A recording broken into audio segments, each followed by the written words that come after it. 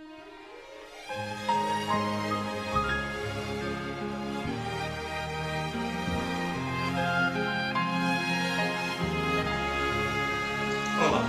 boa noite para todos vocês. Hoje é um dia que eu estou muito feliz e espero que você também esteja. Como é que foi sua Páscoa? Foi boa? A minha também foi. Você sabe que fizemos um programa espetacular lá na igreja de Quarteiro. Juntamos nossos irmãos e algumas visitas e falamos realmente da verdadeira Páscoa. Mas irmãos, nós estamos também aqui para falar da lição número 1. Repara bem essa jornada maravilhosa que vai ser estudar o livro de Mateus. E a lição número 1 tem o título de Filho de Davi. E o verso áudio se encontra em Mateus capítulo 1, verso 21. E fala assim: porque ele salvará o seu povo dos seus pecados. Que verso pequeno, profundo e dá uma esperança danada a nós, não é? Ele fala aqui com certeza que ele vai salvar o seu povo dos seus pecados. Nós fazemos parte desse povo, logicamente seremos salvos também.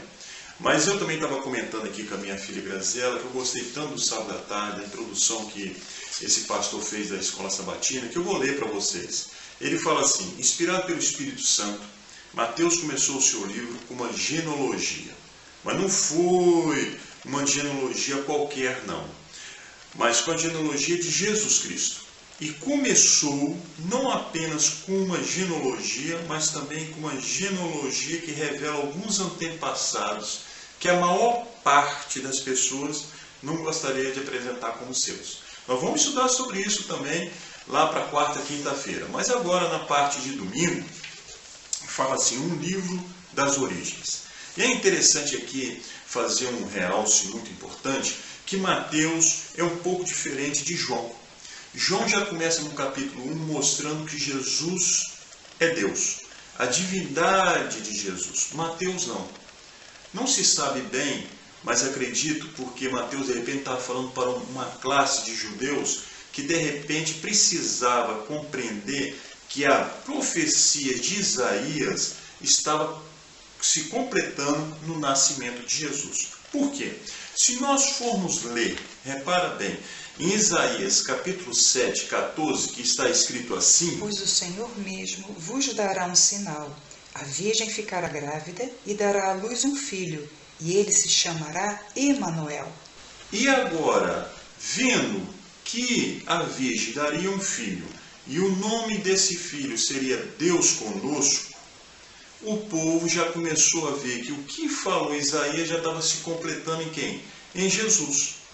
E mais nós temos que compreender é que, apesar de Mateus mostrar inicialmente a humanidade de Jesus, que na minha opinião particular, ele está mostrando assim: olha, Jesus não veio como Deus porque ele tinha dois problemas. Ele não poderia morrer na cruz porque Deus é imortal. O segundo problema, nós teríamos uma desculpa. É muito fácil para Deus ter vindo, para Jesus ter vindo como Deus.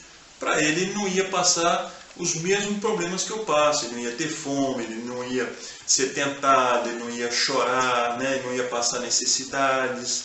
Então Mateus, na sabedoria de Deus, demonstrou um Jesus humano, mas ao mesmo tempo também divino.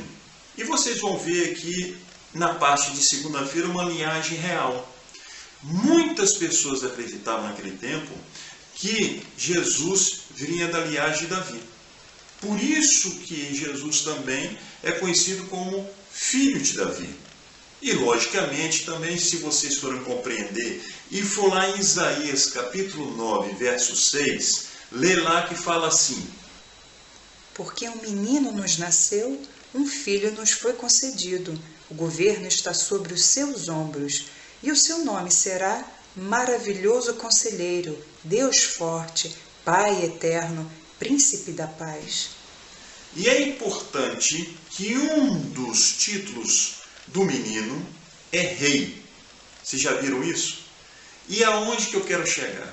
Além de rei, é Deus também Todo-Poderoso. Se a gente for lá em Mateus capítulo 2, verso 11, vocês vão ler assim: quando entraram na casa, viram um menino com Maria, sua mãe, e prostrando-se, o adoraram. Depois, abrindo seus tesouros, ofereceram-lhe presentes, ouro, incenso e mirra. Vocês estão entendendo? Quando os magos chegaram no estábulo, onde estava José, Maria e o bebê que era Jesus, a quem que ele adorou? A Jesus. Por quê? Porque completou a profecia de Isaías.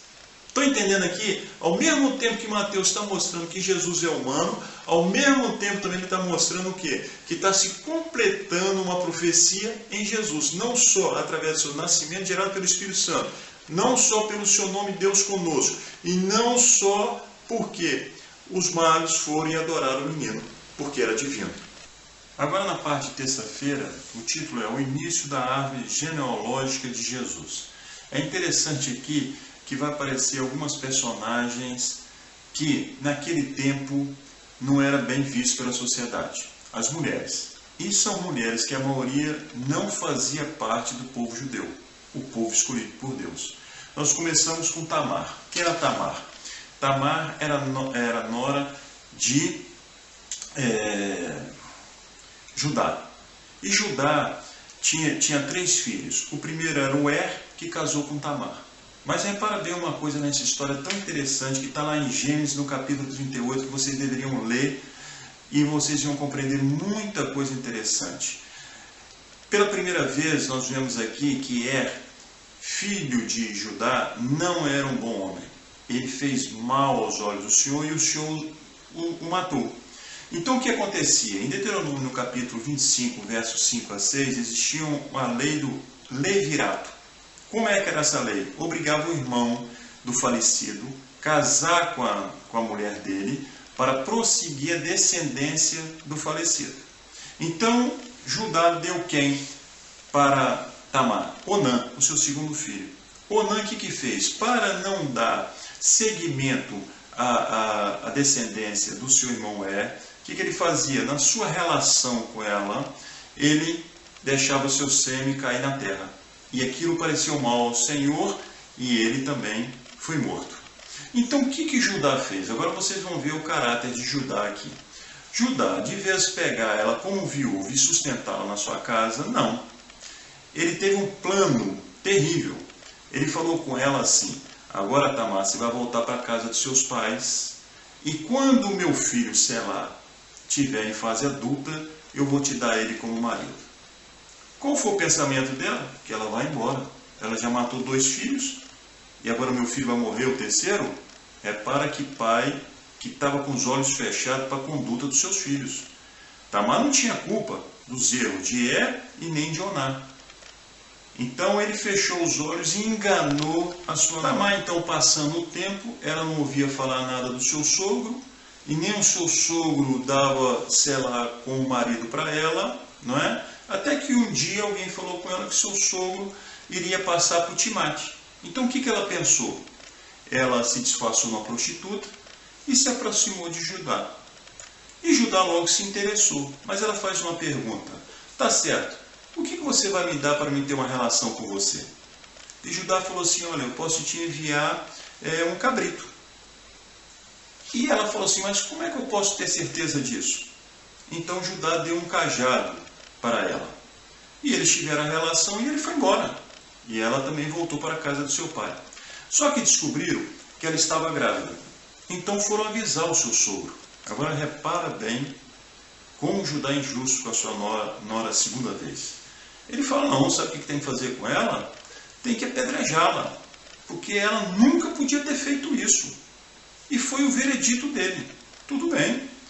Quando a mensagem chegou na terra de Tamar, e foram na casa dela para arrancar, para apedrejá-la, ela falou assim: então entrega esse instrumento ao meu sogro e fala com ele que esse instrumento foi a pessoa que eu tive relação com ele.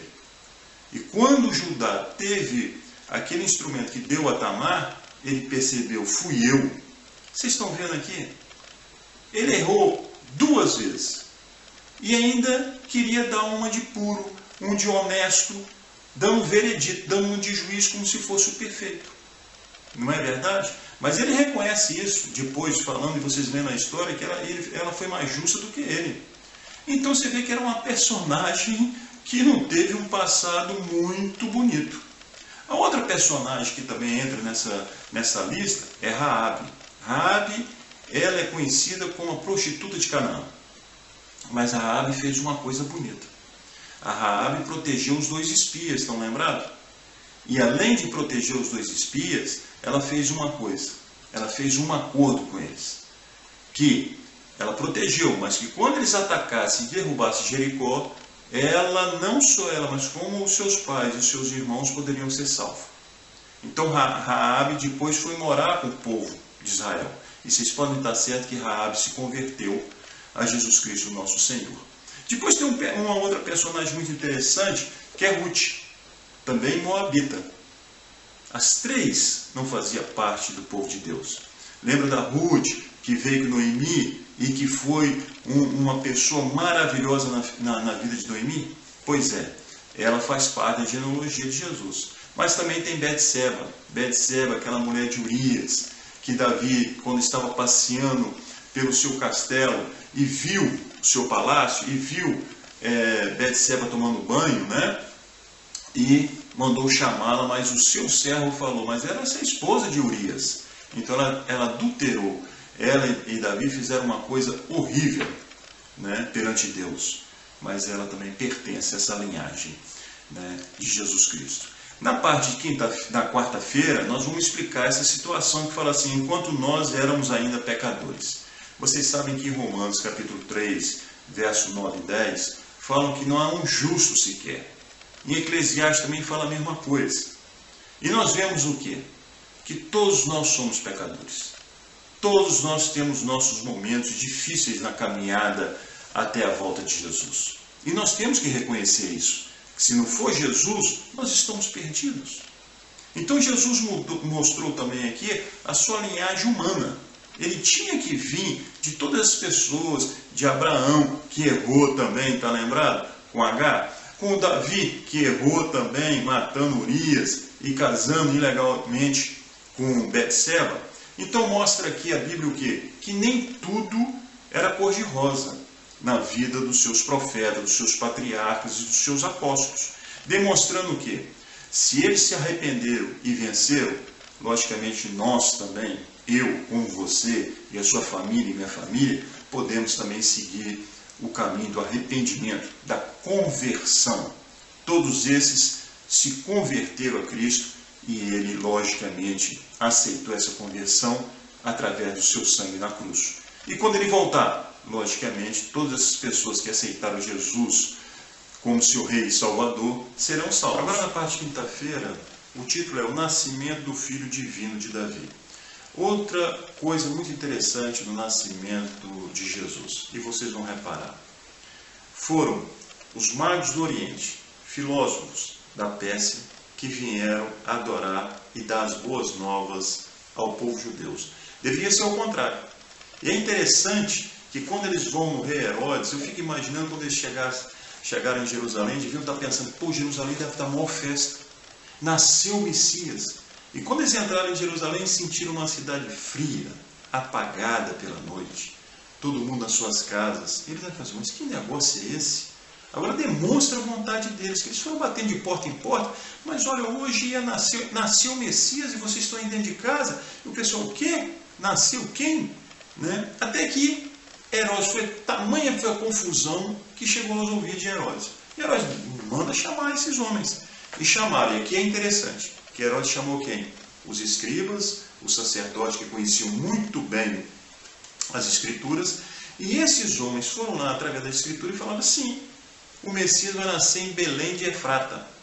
Olha que coisa interessante.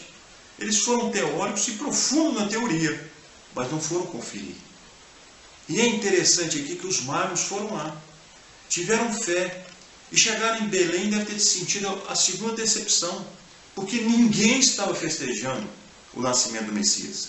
Então eles foram ter que procurar daqui, procurar dali, até que eles chegam no estábulo. E eles poderiam ter dúvida e pensar assim, pô, mas o rei, o nosso Messias, vai nascer no estábulo?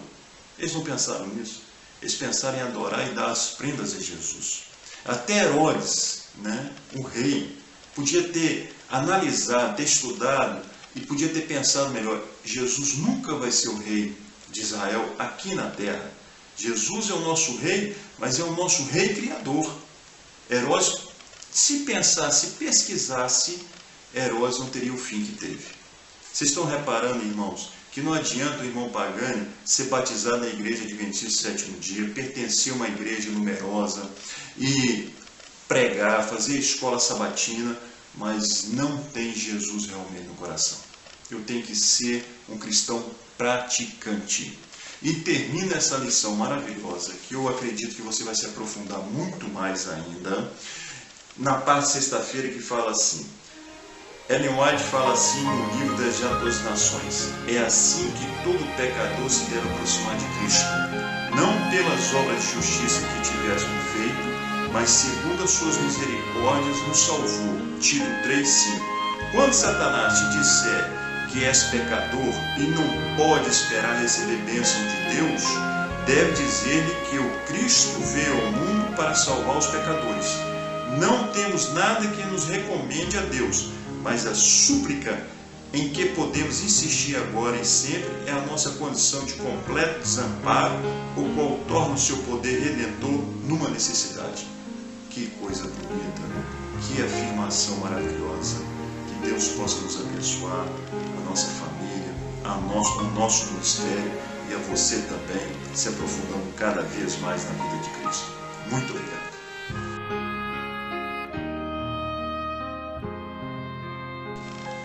Olá, antes de nós começarmos nosso estudo do livro de Mateus, que vai ser um estudo novo trimestre, vamos fazer uma pequena introdução desse personagem, desse livro tão maravilhoso. É um livro que Mateus teve a sensatez de narrar desde o nascimento de Jesus, gerado pelo Espírito Santo, e provando também na profecia de Isaías, capítulo 7, capítulo 9, que Jesus, o Emanuel, o Deus conosco, nasceu para ser e ser o nosso Messias e completar a sua obra.